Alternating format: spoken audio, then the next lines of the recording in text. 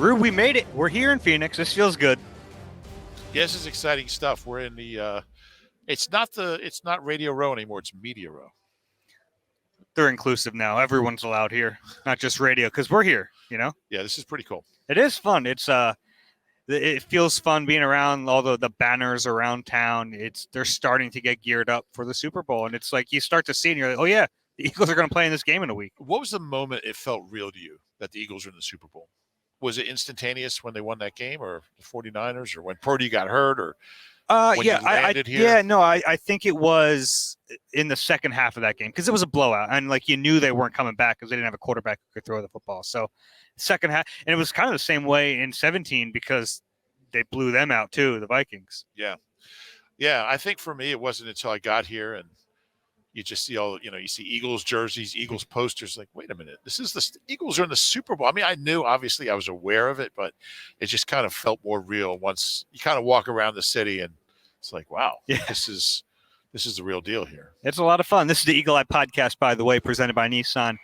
He's Ruben Frank. I'm Dave Zangaro. We figured since this is our first podcast from Phoenix, we just ask you guys for a bunch of questions. So we actually drove out to the stadium, got as close as we could, which was not very close. We got yelled at a few times in the middle of all that, which we shouldn't probably say. But we took a photo and said, "Hey guys, give us some questions." And man, we have a lot of questions to get to. So over 500, we'll get to everyone. This is a 5-hour podcast. You wanted me to start here? I have them all in front of me. Let's go for it. We'll start to read some of these questions, and we'll get to all the matchup breakdowns and everything later in the week. But questions first. The first one here from D-Rob. What do you think is the biggest similarity in coaching style between Peterson and Sirianni, and the biggest difference? And he also says, big fan of the podcast. Thank you, D-Rob. Well, the biggest similarity, I'm guessing you would agree, is just their aggressiveness, fourth down. What, inside the 40, they both feel like, and obviously, Carson was pretty good on those keepers, just like Jalen. He was more of a strength guy, where Jalen's pretty strong too. But they're both coaches that have no problem being aggressive in situations that historically haven't been where you go for it, and it's a good thing. I think Doug really kind of, I don't know if he pioneered that, but he was on the leading edge of that. And Nick is the exact same way. And I think you have to be. I think the bigger the game gets, the more you have to stick to whatever you've done all year. And they both did that. It's obviously for Doug. I mean, Philly special, you can't get more aggressive, unpredictable than that. And Nick's the same way. And it's served them both well. Yeah, I think that's more of a prerequisite for the job here in Philly. That's what the organization wants. That's what Jeffrey wants. He doesn't want to be like every other organization. And that's one of the areas where he sees, we have to do these things a little differently. And they do. I'll give you one more similarity between the two. They're both players, coaches, and they do it in a little different manners, but the guys really like their head coach, and that matters. And we saw how much it matters when Chip Kelly was here. And it's not like Chip was hated by all the players, but it's more familial with Doug and Nick Sirianni, and that matters. Yeah, no question about it. You had to mention, we're at the Super Bowl, and you have to mention Chip. Always got to mention Chip. I'll give you one difference, though. Yeah, I got one too. Okay, I hope I don't steal it, but Doug Peterson loved to call plays. It was like his favorite. You stole it. No, you didn't.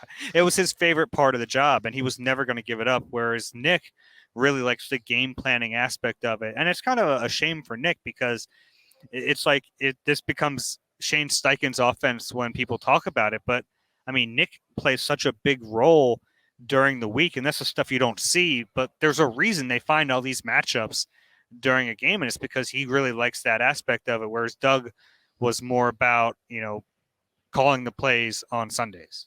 Yeah, I'll give you another difference. I think their philosophy of practice is very different. Mm-hmm. Doug's practices were longer, more physical. And that worked. I mean, that worked for him. Obviously, Nick's method works too. I think it's one of the reasons his players really like him is because they're off their feet. They're in meetings and watching film. And I think that's a big difference. Doug was more old school, I think, as far as practice. As much as he could be in the current NFL. And look, it obviously worked because they won a Super Bowl, but you can argue it didn't always work for him. I don't necessarily know the the cause and effect, but this was a really injured team in the Super Bowl year, and then especially the 2 years after that. Yeah, and 20 as well. Mm-hmm. Yeah, really, the rest of his. There are bigger problems than 20. Yeah, that's true too. Good question. Good question. Next one here from BH across the U.S. Going into this game, which Eagles player has the most to gain and which has the most to lose? Interesting. I think these might kind of be the same thing. Yeah, same question. Yeah, because I think the obvious answer here is there's so many guys with paydays coming. But I think some of them are established. Their values established. I agree with that. Some, a big game could really help them. And look, Jalen Hurts is going to get paid either way. But when you're looking at legacy, when you're looking at, where does he rank on the pecking order in the NFL, this is a big game for him. Now, he's going to get paid no matter what. He's proven that over the course of this year. But I think there's some other stuff at play for him. Yeah, no question. I would give you Miles Sanders it might be an obvious answer, but I think some guys like James Bradbury's value is set. Guys like that. We're talking about some of the free agents. Miles, it's tough to measure his value, and it's a tricky thing. And I think with a big game in a Super Bowl, he could really kind of cement his value being kind of next tier for a running back, which isn't that high to begin with. But I mean, 1,200 yards certainly helps. 4.9 yards per carry certainly helps. But I feel like a big game Sunday would really, really help his value. Yeah, and if we look beyond the contract stuff, there are some legacy things at stake. Some of those older guys, like who are pushing to get into the Hall of Fame, like Kelsey, he's in. Yeah, he's in. Okay, he's in. Okay. I'm not as convinced that he's definitely in. I think we're really close to it, and we all believe he should be in. But getting another Super Bowl would certainly help. It would help Lane. It would help Fletcher. Those guys. I think it would help them more because I think they're more borderline. Okay. I think Kelsey. I really believe Kelsey's in. If you look at 5 All-Pros, first team, for a 6th-round pick. I mean, he's. Fletcher's not the greatest defensive tackle of his era, and Lane is really good, but he's not the great. But Jason Kelsey's the best center maybe ever. He's in as far as I'm concerned. That's another question, but certainly you are not the only voter. You're not a voter at all. I'm not, but by the time he's eligible, maybe I will be. Okay. Next one here from Jim Sting 10. How come this offense does not favor screens to running backs, especially like Andy Reid's teams did? This is a question for you, I think. You're always talking about running backs catching the ball. Yeah, I'm surprised it hasn't been. Is my best answer. I think they had really good success. Doug did with throwing to Miles his rookie year, and his numbers receiving have gone down each year. They've thrown a couple to him, and he's caught the ball okay. I think Gainwell is a perfect candidate. Boston is great on those. Yeah. I don't know why they don't run them. It's a great question. I think, especially against really aggressive, I thought we would certainly see some in that 49ers game, as aggressive as their defense is. That's who you want to run them against. They didn't need to. And they just ran the ball 44 times. So I would like to see more of them. It's a great play, especially when you have an offensive line this athletic. And, I mean, those guys can all pull. They can all get out in front of the play. So it is something I'd like to see more of. It's funny, though, because we do see them run screens, just not really running back screens. Like, they'll run to Dallas Goedert quite a bit, and he's such a weapon. We see them run those, like, tunnel screens to Devontae and to Quez, which those don't work. But sometimes the ones that Devontae work. This is just a theory. The running back screens are a little slower to develop because it's just from a distance standpoint, whereas Goddard is in line and he just leaks out real quick, or the receiver screen is an immediate throw, and their offensive line is quick enough to get to the second level even on a quick play like that. So maybe that has something to do with it. Maybe. I just think with this O-line, as good as they are getting out in front and running, and these backs who they can all catch the ball and they can all run with it, I think it'd be a great weapon. Yeah. Next question here from BK2556. Love the pod. What is it like to cover the Super Bowl? How is it different than normal games? Want me to start here? Yeah. Well, like the Super Bowl. We're here. Yeah, covering the Super Bowl is not about the game as much as it is about the entire week, and it's like it's very different And it becomes a circus a little bit, and that's what we talk about when we say there are distractions, just because it's so unlike any other week these guys deal with. I think I've mentioned this before, but one of my favorite parts about covering the last Super Bowl, and I think it'll be one favorite part about this one too, is that these players we annoy for 20 weeks, like you start to talk to them here and like, oh yeah, at least I know that guy. Yeah. And it kind of becomes you have a bond with these players. Yeah, it could be a guy like who doesn't talk to you all year, and then he sees you at media day, and all of a sudden you're like, oh, Grant Calcaterra is like your best friend in the world. But it's like everything's magnified like 1,000 times. Like our last day in the Eagles locker room, how many media were there? 15? Maybe. Yeah. Maybe 17, 18. No more than 15 or 16. They'll be 1,000, 1,200. So it's like it's and so like if I want to do a story, say I want to do a story on Miles Sanders or what Miles, the dynamic with Miles and Kenny Gainwell and how they work well together and how they've handled splitting reps. So it's just an example. If we're back at the NovaCare complex, I go up to Kenny, I go up to Miles, I get some quotes from both of them, and I go write my story. Here, there could be 600 people around Miles and 300 around Kenny Gainwell. Maybe not 300, but the way he's playing is going to be a big crowd. They might even be on podiums. I think Miles is on a podium tomorrow, I believe. So it's just logistically, you're not always getting the guys you want to talk to. Yeah, and then the game itself is just, once the game starts, it's not different, but everything else about covering that game is different. Yeah, and I think Nick's message about treat everything like it's a normal game is a really good one, even for us.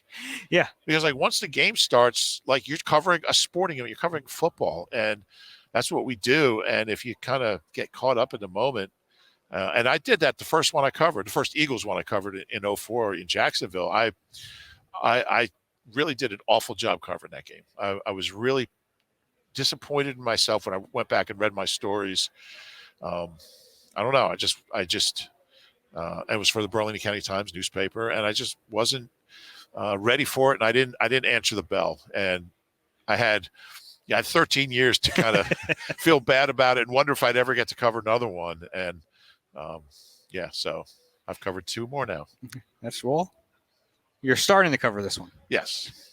Next question here from Tony P. DeSlugga. Where do people come up with these names? Going to any good shows, Ruben? Oh, while we're out here?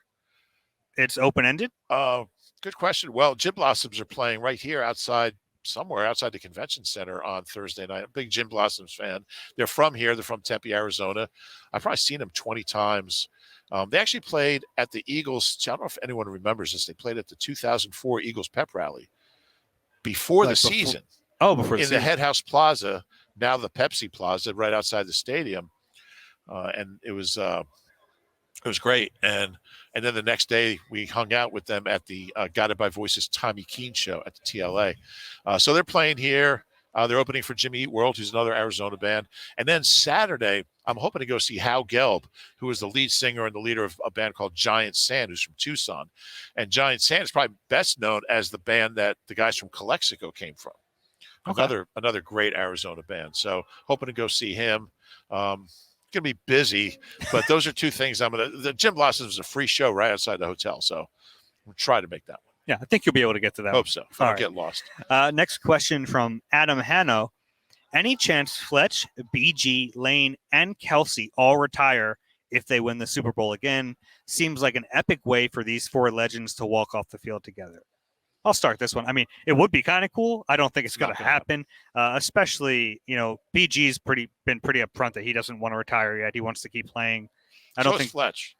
Fletch too. Yeah. I mean, Lane, the one who might possibly retire is Kelsey, but even he said this game won't necessarily be the deciding factor.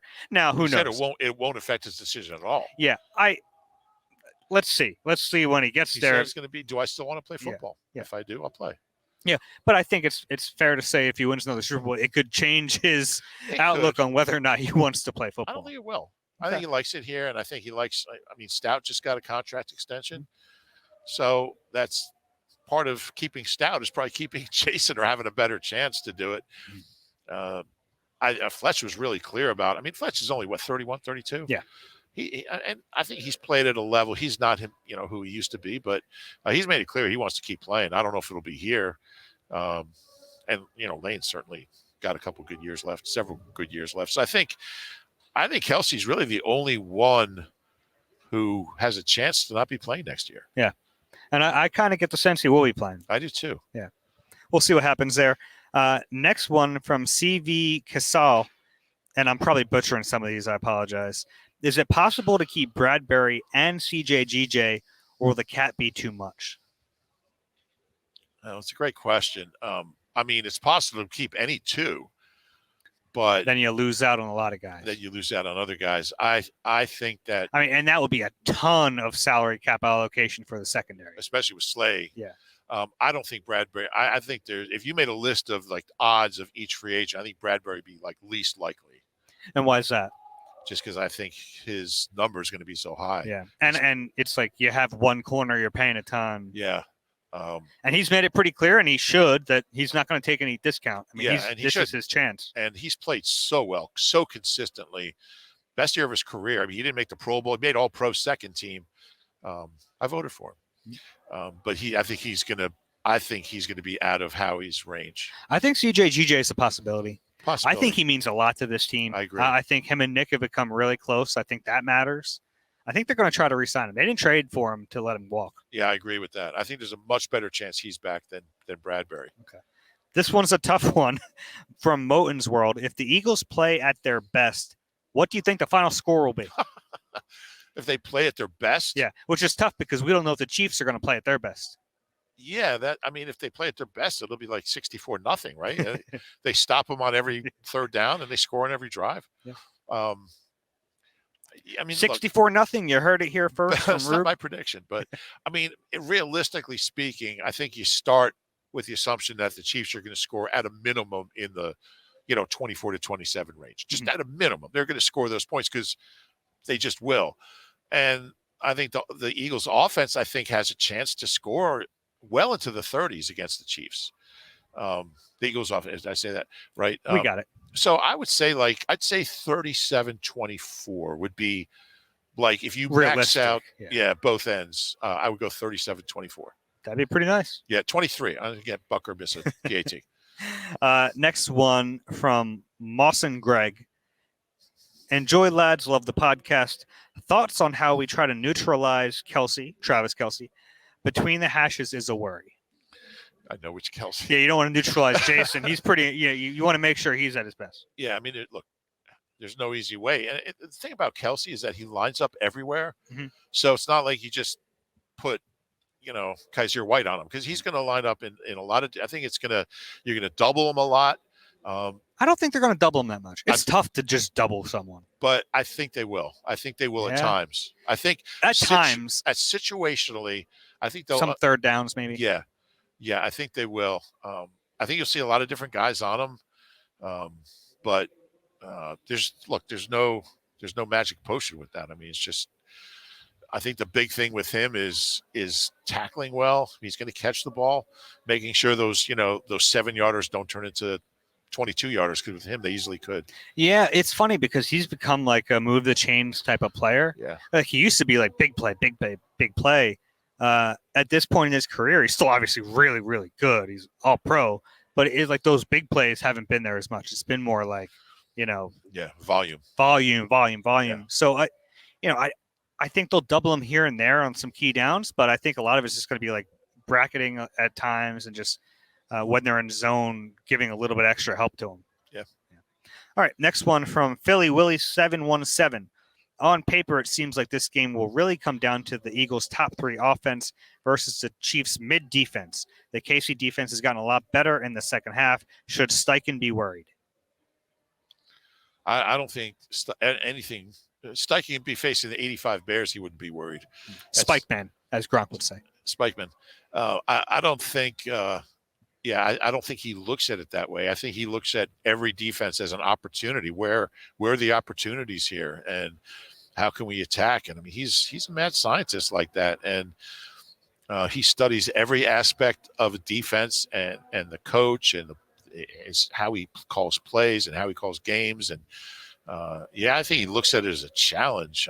I think he looks the better at defenses. I think the more he enjoys the challenge. I think he was really excited to face the 49ers and that. Kind of. It was a good measuring stick. Yeah.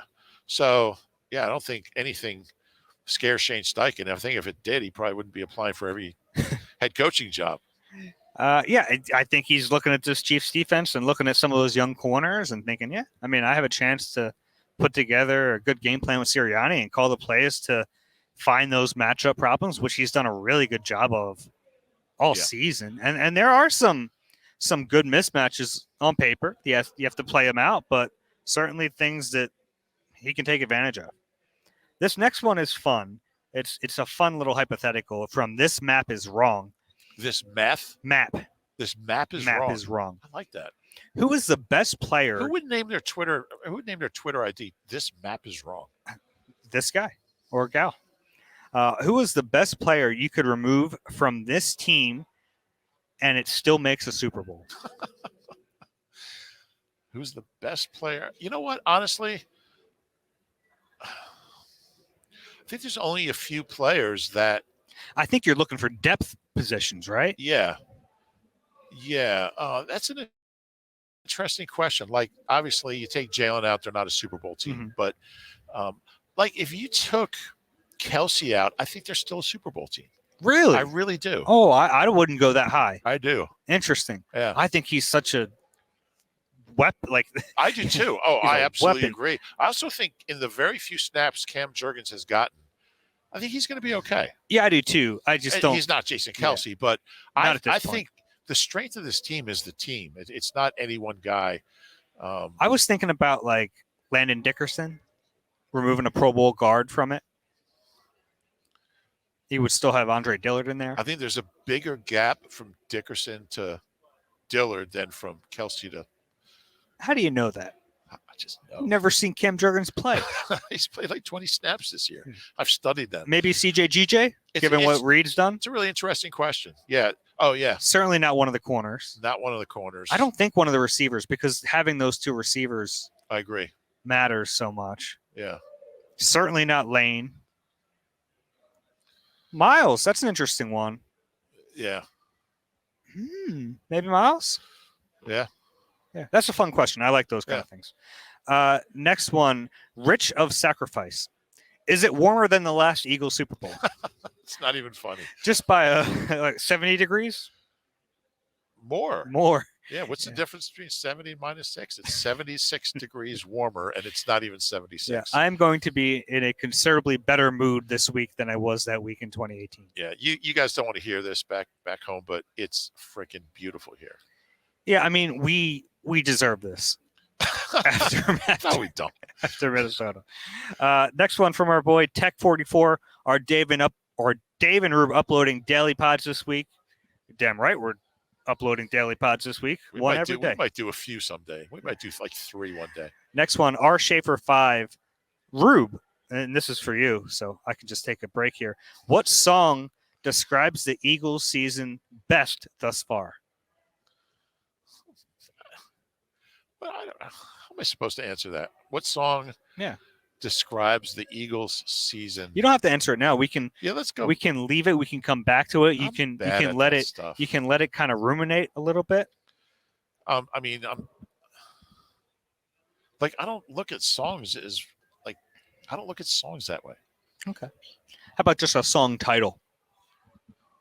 How about Laguna Seca by Shearwater? Okay. I don't know. Laguna Seca by Shearwater. That means nothing to me. Listen to it. Check it out. Okay. Gratuitous reference to Shearwater. Next one from JC03. Love y'all's pod. Thank you. What's the bigger matchup advantage for us? Hassan Reddick going against their right tackle, or AJ Brown and Devontae Smith against their corners? Yeah, I like both those matchups. Hassan coming back to Arizona. And practicing at his old facility. Mm-hmm. The Cards PR staff was kicked out yesterday. They're not allowed back in until this is over. Oh, the NFL takes over. Yeah. They don't want them sharing any secrets. Yeah. That's the old Belichick rule. That's right. I think the biggest look. I think Reddick against anybody right now is an advantage, but I guess I like the receivers versus the corners because it's kind of a double matchup. True. And they haven't thrown a ton. They haven't thrown much at all. I think the Eagles have thrown like 12 passes after the first quarter in the postseason because they haven't had to. But I really think they have an edge there. Those corners they're promising young kids and they've got talent. But I like Devontae and AJ versus the Yeah, Chiefs I mean, corners. L'Jarius Sneed's pretty good. Yeah. He's young still, but he's pretty good. I think I'd go with Hassan Reddick against Andrew Wiley because that Chiefs line is really good. Yeah. I mean, it's not as good as the Eagles line, but none of them are in the league.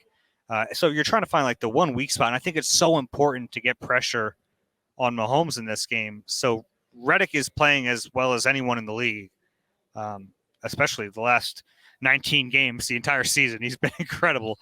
So him going against Wiley, I think, is a big mismatch. I think it could pay dividends really early. The Eagles only have 2 sacks in their two Super Bowls. Oh, really? Yeah, because in '80, sacks weren't an official stat yet. They only had one unofficially. But I think Derek Burgess had their only one in '04, and we know who had the one in. I think we know who had the one in '17. But yeah, I just think that against the Chiefs, you got to make big plays. You can't look. They're not going to be able to score enough points just running the ball like they have the last 2 weeks. Mm-hmm. So that's why I just think AJ and Devontae are going to be huge in this game. They need them to make big plays. That's fair. Next one from Jim Keeve. How different is the atmosphere surrounding the Eagles compared to Minneapolis? So I guess the atmosphere here so far. It's warmer. It's warm. The one in Minneapolis was just so weird because it was all in a mall. Yeah. So it's been fun. So we're in the convention center right now, and they have their what do they call it? Like the NFL fan experience. Yeah. So there's just a bunch of like fans and jerseys from all different teams, just NFL fans here checking it out. So it's been a good atmosphere. Eagles fans have not descended yet. No, seen a few, but it's been weird because seen a lot of like jerseys of teams that aren't here. Yeah, just football fans. Yeah, interesting. Hanging out. Next one from John Dohara 1. Love your podcast. John Dohara 1? Dohara. Oh, Dohara. I thought it was horror. No. John Dohara 1. Love your podcast. More likely to happen. Travis Kelce touchdown or Hurts rushing touchdown. Can only choose one. I think Kelce, because I think they're going to limit Jalen's running as much as reasonably possible. They have. Yeah, and the way Gainwell and Boston and Miles are at the goal line, I think they're gonna. If the Eagles have rushing touchdowns, I would expect them to be from the backs. But I mean, I'm not saying he can't score. I'm just saying if it's one or the other, I'll go with Kelce. Interesting. I'm going with Hurts on that one. He's just such a weapon in the red zone, sure. And I don't think they're going to hold him back from running. I don't think they're going to hold him back. I just think if when they score running the ball, it's going to be the backs. Just can I share my stat, by the way, because it's along those lines. I think you're going to. You have no choice. Whatever you say, I'm going to share it. 19% of the Eagles' all-time rushing touchdowns in the postseason have come under Nick Sirianni. That is pretty crazy. 8 in 3 games. They had 1 in Tampa, then 4 against the Giants and 3 against the Niners. They only had 34 in all their 46 playoff games before Nick was the head coach. 19%. That's pretty crazy. All right, next one from Eagles Outsider. What does the end of Howie Roseman's tenure look like? Will Julian Lurie gently encourage him to retire at 80? Oh, that's interesting. I mean, he'll be here as long as Jeffrey's here. I can't imagine Julian Lurie, who has trained under Jeffrey and remains training under Jeffrey, would all of a sudden be like, I don't want the GM that just took us to 2 Super Bowls, at least at that point, whenever, to take a hike. I think the job is Howie's as long as he wants it. I partially agree with you. You've said this for a while, so I'll give you credit for being on that, even before this run in this year. I just always go back to Joe Banner. I mean, Jeffrey was willing to part ways with Joe Banner.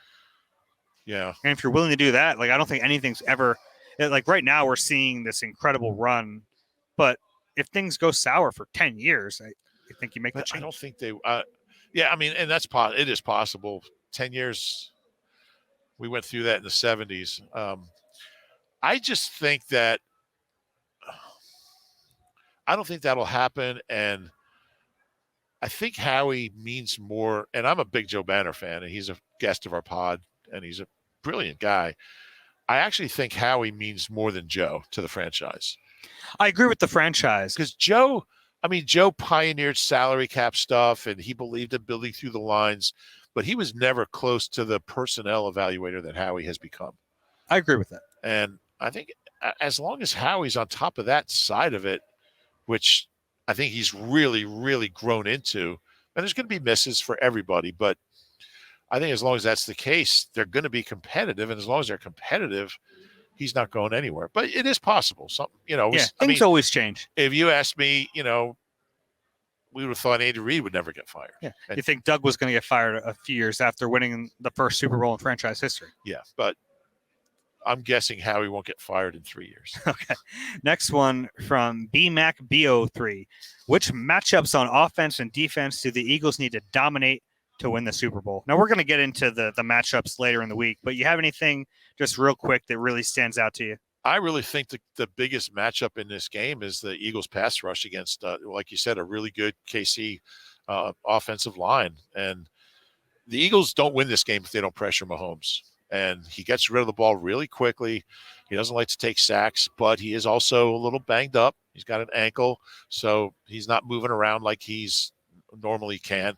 We were watching that game on the big screen in the link, and we thought his season was over. Mm-hmm. I was missed 3 plays. Shocked when he came back. He missed like 5 plays or something. But to me, that is the matchup of this game because that's strength against strength, or good against good, as Nick likes to say. And this D line, this pass rush has done well against really good O lines. I think if that continues, that's going to be huge. Yeah, I'm going to go with the other line. Yeah. I think the Eagles' offensive line, if they can dictate the way they've dictated in these playoffs, I mean, that is a weapon. Like you're talking about not just running the football, but controlling the clock a little bit, keeping Mahomes off the field, dominating up front, making sure Chris Jones doesn't wreck your game. Frank Clark is another guy he's past his prime, but still a pretty good edge rusher. If you can control their front with your offensive front, I mean, I think that matters quite a bit. Games are won or lost up front, Dave. I've heard that somewhere. Next one here from Drunk on Broad, and you won't be alone if the Eagles pull this off. There's like 8 million people have that. He got it first. Who's the long shot for Super Bowl 57 MVP? So give me one long shot. Well, I don't even know if he's a long shot, but my bold prediction for the pregame show is Kenny Gainwell. That's kind of an obvious one because does that not qualify? No, that certainly qualifies. Yeah, I just think the way he's playing, and it's really not a knock on Miles at all because he's been fine.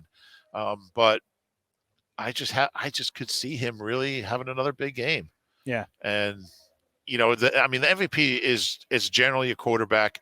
So he's saying an unlikely guy. It's going to be, unless somebody has 3 interceptions or 4 sacks or something, it could go to Reddick if he has 2.5, 3 sacks. But it's going to be a running back, or he's going to be a skill guy. Yeah, it's always tough for a receiver too, unless they have like all the production because someone's throwing them the football. Yeah, you need like 160 yards and 3 touchdowns, and you're in conversation. But Reddick would be my pick. I know that's not really under the radar. No, but anyone other than Jalen is an upset, really. Yeah, I think Reddick has that ability, that matchup.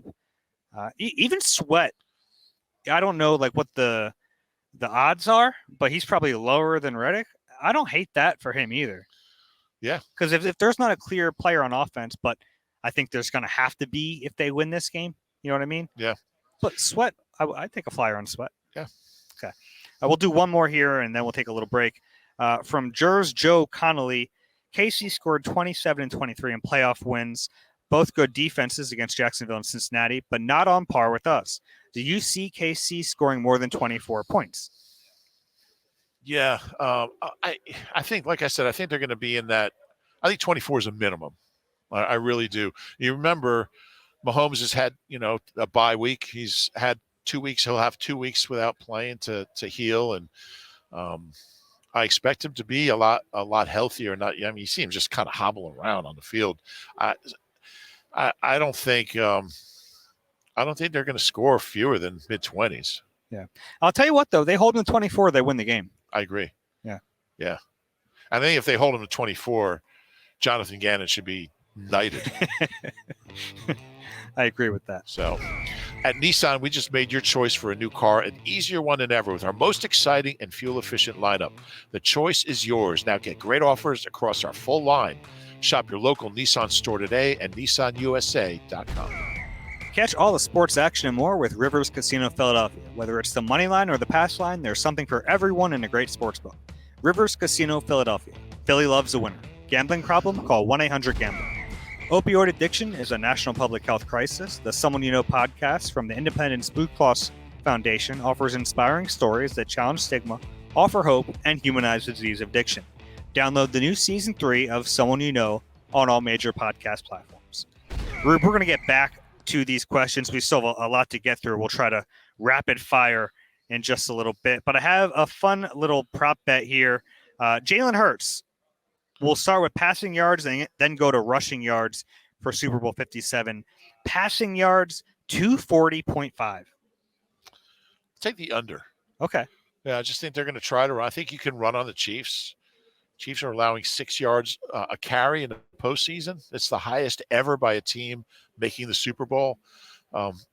Look, they run against. I mean, you can run against the Niners for $150 and 3 touchdowns. You can run against the Chiefs. So I don't think they're gonna. I think they're gonna have to throw more than they have, obviously, but 240 is a little high for me. I think it'll be like in the low 220s. I like the over.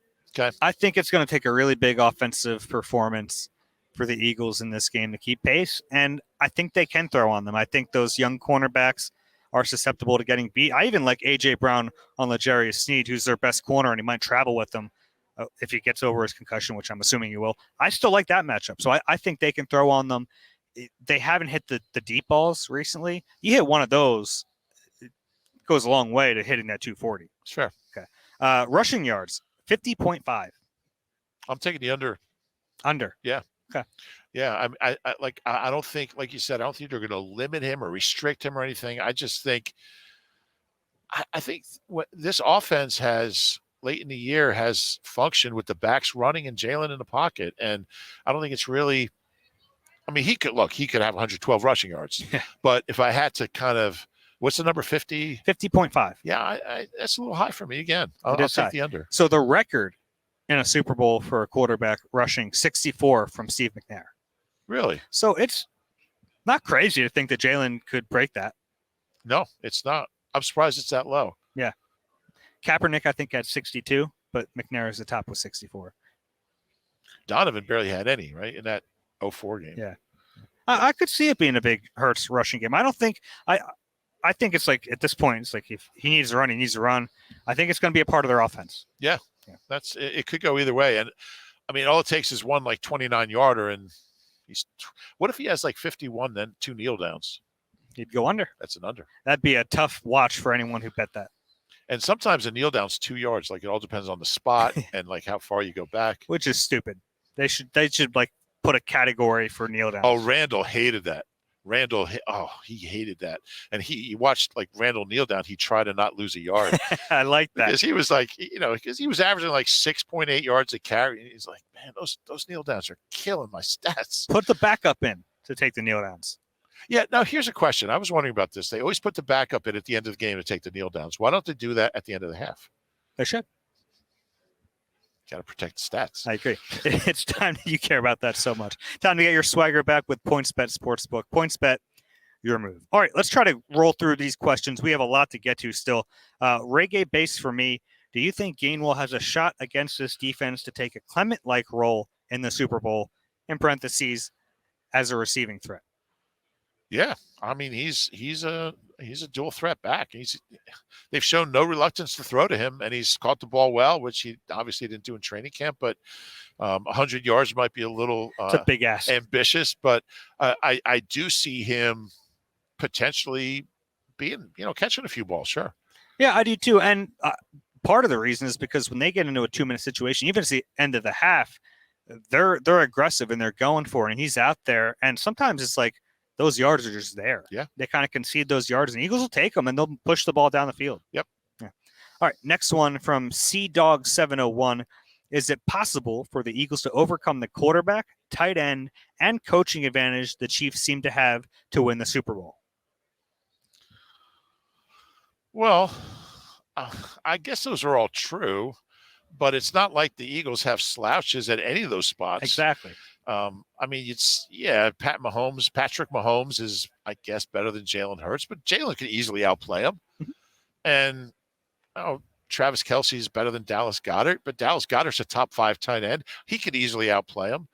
And Nick Sirianni's a hell of a coach, and so is Andy And on Reid. game day, yeah, and Andy's gotten better. Mm-hmm. He's gotten a lot better. I still give Nick the edge. He's very good at that stuff. There haven't been many moments this year where we played Monday morning quarterback with Nick. No, you're right. You're right. And so I would say the Chiefs have those advantages, but I think they're all matchups that the Eagles could win. And if they don't, the gaps aren't that big. Yeah. All right. Next one here. Although those are all Hall of Famers. I mean, Mahomes, Kelce, and Big Red are all Hall of Famers. Spin B. When the Eagles win, I like that. Very confident in their team there. Does that make Howie a Hall of Fame GM? It really not many GMs in the Hall of Fame, like just GMs. Yeah, I mean Ozzie Newsome's in, but he was a great player. And he's in as a player, right? I think so. He went in. Yeah, I think so. There's a lot of owners in. Mm-hmm. I think owners. I think Jeffrey Lurie might have a better chance. Body of work, effect on the league. There should be more GMs. Yeah, there should be more GMs. But I'll tell you what. I think Ron Wolf is in. Ron Wolf. Pioli's in. Kind of similar to Howie and never played football. Yeah. Howie, obviously was a little less. I mean, at least he was involved in the sport. But I think 2 Super Bowls 6 years apart or 6 seasons apart with different QBs and different quarterbacks puts him in the conversation. And he's 47? I mean, he's 47. He's going to be doing this for a while. And I mean, his whole story is just so, I mean, the guy got demoted. He was in charge of medical tape. He was in charge of medical tape. And he's, so I think he's in the conversation. I wish more GMs did get in. Kevin Colbert's a guy I could see maybe getting in. But yeah, I think it's you can make a good case for him. Yeah, definitely. All right, next one from VR29. Is Jordan Mailata the most unbelievable football story you have seen? He's up there. And I think we take it for granted because we've been around him so much, but that's a movie. It is. You could make a case that Howie's more unbelievable.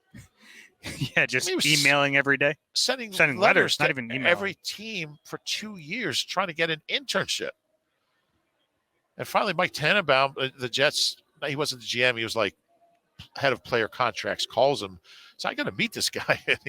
But which movie would you watch? Oh, I'd watch the Mailata movie. Yeah. But as far as what's a more unbelievable story, they're both. But yeah, Jordan, I mean, at least Howie was a football fan. He followed the sport. Jordan didn't know. I'll never forget watching his first rep of his first OTA. And he didn't even know how to get in a stance. And Stoutland's just screaming at him. And he's just and here he is now, highest rated O-lineman on Pro Football Focus in the postseason. Oh, is that right? And he was great against the Niners. I thought that was one of his best games of the year. I think that he might have had his 2 best games in the playoffs. Arguably. Because I don't think he had a great regular season. I agree with that. He's been tremendous. And I think some people thought he was a weak link because of that. Yeah. There's no weak link. No. Next one from Mills5. I said before week 1, this is the most talented receiving core we've ever had. Now it's easily the best we've ever had. Agree? How do our other units rank all time? Yeah, I think I wrote a story saying they're the best Eagles receiver tandem like week 5. It was already pretty clear. It was already pretty clear. I mean, they haven't really, you can go back to some of the guys in the 50s that were ends and there wasn't even a wide receiver position, but it's really T.O. and Pinkston or Fred and Calvin. Calvin Williams is an okay player, but his biggest year was 600 yards. So, they've never had, you want to go Travis Fulgham and Greg Ward. No, Where do you, there really isn't even the another last one. Super Bowl. I mean, it was Yeah, Alshon, Torrey, and Nelson. They yeah, were okay. yeah. They did the job certainly. Well, they were better than okay on game day Mhm. in That Minneapolis. game, but like if you're looking at the body of work, Right? No, exactly. They might be in that conversation though anyway. Despite, I mean, yeah, because there just isn't any. It's a low bar. Yeah, and as far as like other positions, corner is a high bar here, Yeah, but these guys are. I mean, they're right there. yeah, The O line is certainly right there. yeah. I would still go probably Troy and Bobby, Lito and Sheldon. They're all about the same. They're right They're there. all really good. This D line maybe, Yeah, just because of depth. And that's the interesting thing. Like they had Reggie, Jerome, and Clyde, but this group had a lot more sacks and more depth. Yeah, I think that's top. That's top heavy, obviously, with those great players. But this is like Then you went to Mike Pitts and Mike Golick, and they were good players. But yeah, this is probably the best defensive line they've ever had. Okay. Daniel Zimmerman A4. Kenny Gainwell was a quarterback before. What are the chances he throws a touchdown in the Super Bowl? Very good. Yeah, you've got Kenny, 100 yards receiving. He's throwing a touchdown to himself. That's why he's the MVP. Yeah, I saw that in Bugs Bunny once. I don't like your chances of him throwing a touchdown, but you never know. You never know. Next They one. haven't run any trick plays this year. They haven't needed to. You're right. This They've might just be been the time. dominant. This might be the time. You know what? That's always the funny thing with the Philly special. It obviously takes guts to call it on fourth down in that spot. You think? But I mean, you pull out trick plays when you're in a game you have to win. Like that part makes sense to me. Now, in that particular moment, it was gutsy, obviously, but that's why you have those plays. Yeah, talk about the most unbelievable story in Eagles history. That play is up there. Yeah, I've heard about that quite a bit. Next one from T. Andres 456. Aside from Hurts, Mahomes, what do you think is the biggest who do you think is the biggest X factor in this game? X factor. So something a little under the radar. There's always an X factor. I don't know.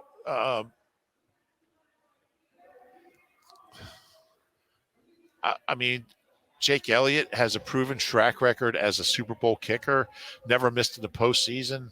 If it comes down to a big kick. You got Bucker missing an extra point from the score earlier. Yeah, and he's a great kicker, too. He's very good. But I think Jake Elliott is a guy like, I don't know if I'd rather have, who I'd rather have in a big moment. I mean, he was a rookie when he hit a 42 and a 46 in the fourth quarter of that Super Bowl in Minneapolis. So I'll go Jake Elliott. That's good. Yeah. Do you want me to give you one? Yeah, what do you got? Milton Williams. And I know their guards are good, but Milton has been playing so well. And it's not even like just the flash plays and the splash plays through the middle, but like he's chasing everything down. And in a game like this, with Mahomes trying to buy time on a bum ankle, I could see Milton just making a big play. That's a good one. I'm a big fan of Milton Williams. I am too. I love the way he plays. Yeah. He's fun to watch. All right. I love his confidence too. Mm-hmm. He really believes in himself. Next one from Joe Daddy LOL. Who has the edge? I wouldn't have taken that I one. probably should have read these better before I started this. Who has the edge? Joe LOL. This team or the 2017 team? Would love for you guys to do a position-by-position breakdown. I don't think we have time for that, but talent-wise, look, that team got it done. And they're going to be up here until this team does it. But talent-wise, I think this team is better. Yeah, and I think that's the difference for me. That team was kind of more magical. That season was magical. This year has more been just about just getting business done. But yeah, I don't think there's any question that this team has more talent on it. But I think that's a question maybe for Monday. Okay, that's fair. We doing a podcast Monday? I think we'll get to it. Next one from Curtis FL Boy 92. Do you think Jason Kelsey and Lane are returning now that Jeff Stoutland is returning?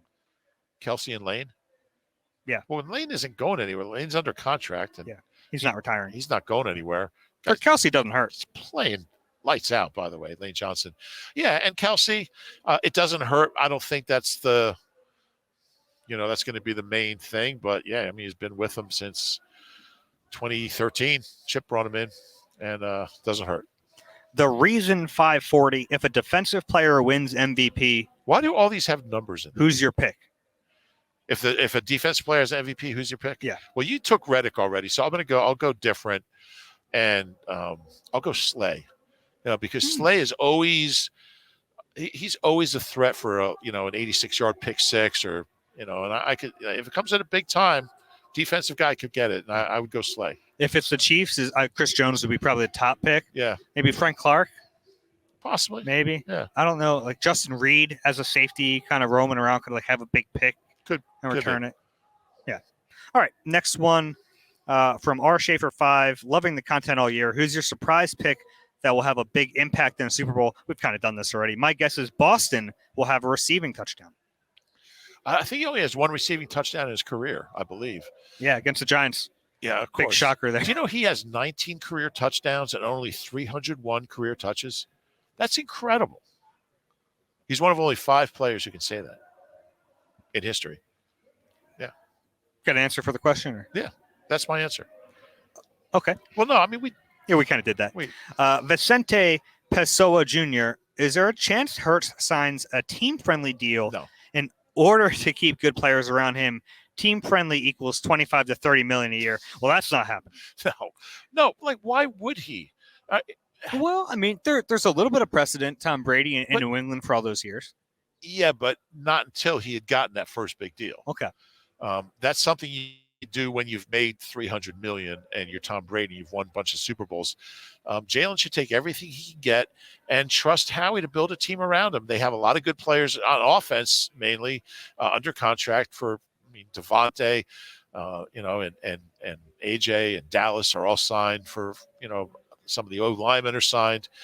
Defense is more of an issue. I don't think he cares about those guys. No, you can't do that. Ask yourself, would I take less money, like for Alex and Dave to get more money? No, I definitely haven't done that. Wouldn't do that. I would have seen it by now. But no, I mean, if anything, it'd be very modest. And the Players Association would. I don't even. They call his agent because if he does that, it changes market value. But there is an incentive for the Eagles to do it quickly because there are some other big quarterbacks coming up. So if you get in there before Justin Herbert gets a deal, I think he's up to or eligible. So if you get in there before one of those other guys, then you might yeah, you don't want them to set the bar. Yeah, but I think the window is smaller. Okay, a lot smaller. Yeah. All right. Next one from Ricky Libs 19 says very nice things about us. We're well respected. Have covered the Eagles for a long time. Rube longer than I have. Tell us a story we may not have known otherwise about a player that never made it into print. Is there one you can tell? Well, we don't really put anything into print. We're a website. You used to put stuff in the print. I used to put stuff in the print. Yeah, we did. I don't know. There's some good ones that I can't really share. Yeah, I'm thinking of some I can't share. Yeah, I have a few Jerome Brown stories. I'll tell one that never got written.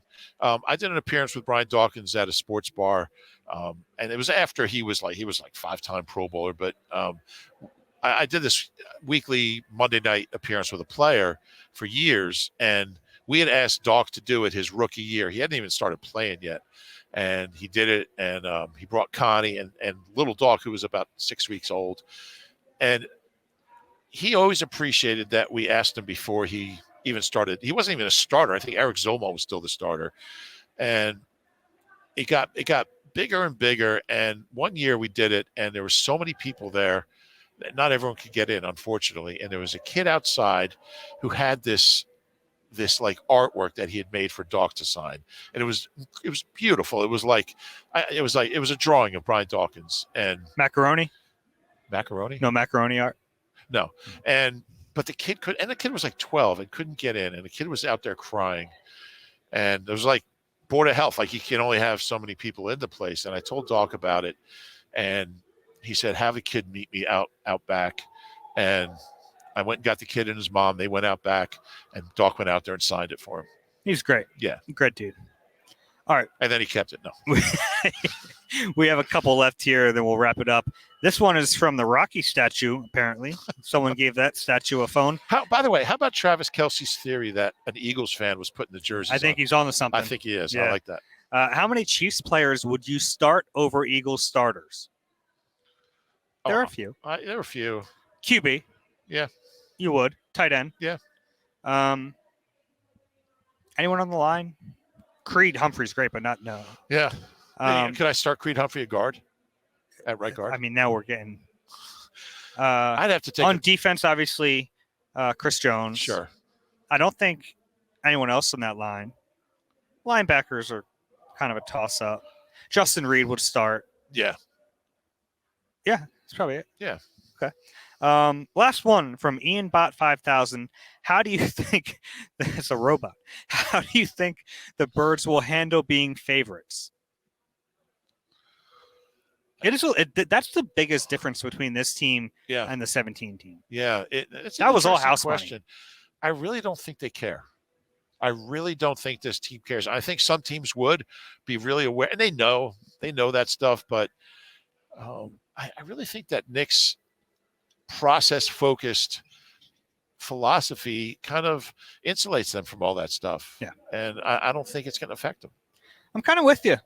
All right, this is the first of many pods. I thought you'd expound on that a little. We've gone long enough here, I think. I'm tired. This has been Dave. a lot of Dave's fun. Tired. This has been a lot of fun. I know we got a long way to go. This is going to be a fun week. We can't wait to, Monday night is media night, that circus, which is fun, though. We can get some good stuff. And I just want to tell you, some of our pods are going to be late just because of the nature of everything's late. The Eagles availability is really late. And we're on mountain time. We're on mountain time, so it's 2 hours difference. So some of them will be late, but there'll be one every day. Yeah, we've committed to that. We're going to do it. If you enjoy the Eagle Eye Podcast, please rate and subscribe wherever you get your pods.